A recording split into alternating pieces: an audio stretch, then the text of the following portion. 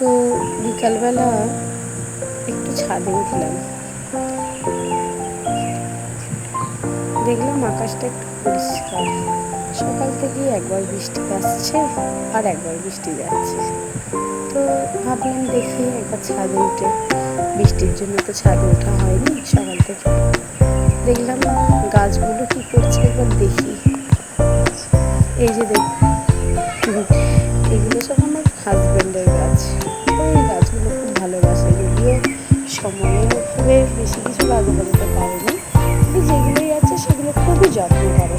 আর যত্ন বলতে সকালে কাজে যাওয়ার আগে ওই সময়টা একটু যত্ন করে। এই যে অ্যাডেনিয়াম গাছটা দেখলে ছোটো ছোটো সবে কুড়ি এসেছে, কিন্তু এই গাছটা অনেক ফুল দেয় জানেন তো। এই যে এগুলো চন্দ্রমল্লিকা, প্রতি বছর এই গাছগুলোকে রাখা হয় চারা হিসাবে। আর এই গাছগুলো যখন শীতকাল হয় তখন ফুল দিতে শুরু হয়। এই যে দেখছেন অনেকগুলো রকম বসানো আছে। আর এই যে গাছগুলো দেখছেন এগুলো টাইম ফুলের গাছ বলি। আপনারা কি বলেন এর নামগুলো জানলে বলবেন তো। পুরো ভর্তি হয়ে দেখুন যেন একটা লাল শাক বিছানো আছে। আর এই অ্যালোভেরা গাছগুলো আমি লাগিয়েছিলাম প্রায় 4 বছর আগে। সেই একটুখানি ছোটো থেকে লাগিয়ে এই হয়েছে। আর এটি হলো পেঁয়াজ ফুলের গাছ। এই অ্যালোভেরা গাছের মধ্যে আবার একটা লাল নোটো শাকও হয়েছে। এই অ্যাডেনিয়াম গাছটা মেন গাছ। এই গাছ থেকে ছোটো ছোটো চারা করা হয়েছে। এই চারাগুলো আমার হাজবেন্ডই করে, ফোন দেখে দেখে। এই গাছটা কী গাছ আপনাদের কেউ নাম জানলে বলবেন তো। আর এই যে দেখছেন এদিকে এই একটা বট গাছ হয়েছে, ছোট্ট বট গাছ। তো অনেকেই বলে যে ছাদে নাকি বট গাছ রাখতে নেই, বা যেগুলো ভেষজ গাছ নাকি রাখা উচিত না।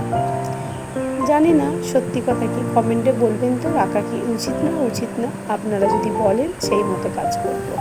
আর এই যে স্নেক ট্রি, এই স্নেক ট্রিগুলো আমি আমার ছোটো মেয়ে যখন পেটে ছিল, প্রেগনেন্সি ছিল আমার, তখন আমি হেলথ সেন্টারে ইঞ্জেকশন নিতে গিয়ে একটা মাত্র এনেছিলাম। তো একটা থেকে এত হয়েছে আর বসানোর জায়গা নেই। এই যে চন্দ্রমল্লিকা গাছগুলো, এগুলো ছোট ছোট রয়েছে দেখুন। আর এই হলো পুদিনা পাতার গাছ, এই রিসেন্ট বসানো হয়েছে। এই গাছটা 2-3টে বসানো হয়েছিল, কিন্তু জল পেয়ে, বৃষ্টির জল পেয়ে সতেজ হয়ে গেছে। আর এই গাছটার নাম আমিও জানি না। আমার হাজব্যান্ড আমাকে সবসময় বলে যে এই গাছটা তুমি জেনে বলবে কী গাছ। ও জানে, ও বসিয়েছে যেহেতু, আমাকে কিছুতেই বলতে চায় না এই গাছটার নাম কি। এই দেখছেন অ্যালোভেরা, এটা ওই 4 বছর আগেকারই গাছ। দেখুন তারটা এর ওপর দিয়ে পড়েছে, দেখি কালকে বলতে হবে যে এই তারটা ফেলে দেওয়ার জন্য। আচ্ছা এই গাছটা কি বলুন তো, আমার তো জানা নেই এই গাছটা কি। পুরো অবিকল ধনে পাতার মতো গন্ধ ছাড়ে। একটা ওর বন্ধু ওকে এই গাছটা দিয়েছিল, বলেছিল নাকি বিদেশি ধনে পাতা। তো সত্যি এটা বিদেশি ধনে পাতা ঠিক আমার জানা নেই। একবার বলবেন তো আপনারা কমেন্ট করে, আপনারা যদি জেনে থাকেন। আর এই হলো আমার জল গোলাপের গাছ। আমরা তো জল গোলাপ বলি, এর আসল নাম আমি জানা নেই বা আমি জানি না। কি সুন্দর দেখুন, কচু পাতার মতো দেখতে পাতাগুলো, কিন্তু কচু পাতাটা অনেক চওড়া হয় আর এই পাতাটা একটু সরু। পাতাটা এত সুন্দর দেখতে, আর জল পড়লে কি ভালোই না দেখতে লাগছে।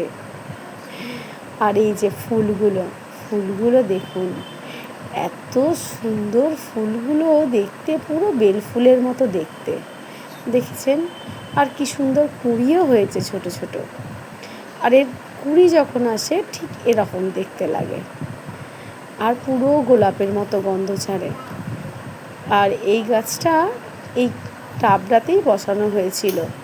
আর এই যে এখানে আমি বহুদিন আগে শালুক ফুলের একটা কোড়া এনে এখানে বসিয়েছিলাম। সেইটা বিগত যতবার বৃষ্টির জল পায় ততবার হয়, আবার পুরো বৃষ্টির জল না পেয়ে শুকনো হয়ে যায়। তো এই হলো আমার গাছের কাহিনী। আর এই দেখুন একটা ড্রাগন ফলেরও গাছ বসানো হয়েছে। এই ড্রাগন ফলের গাছটা আর বছরে বসানো হয়েছিল, তো আর বছরে তো ফুল দেয়নি, এবছর একটি মাত্র ফুল হয়েছিল। আর একটি মাত্র ফুল থেকে একটি মাত্র ফল হয়েছে। জানি না আর বছরে আর ফল হবে কি না। আপাতত তো একটা ফলই ধরেছে।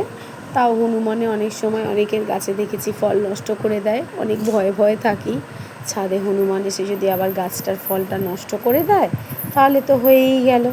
আমার হাজবেন্ডের কত কষ্ট করে বসানো গাছগুলো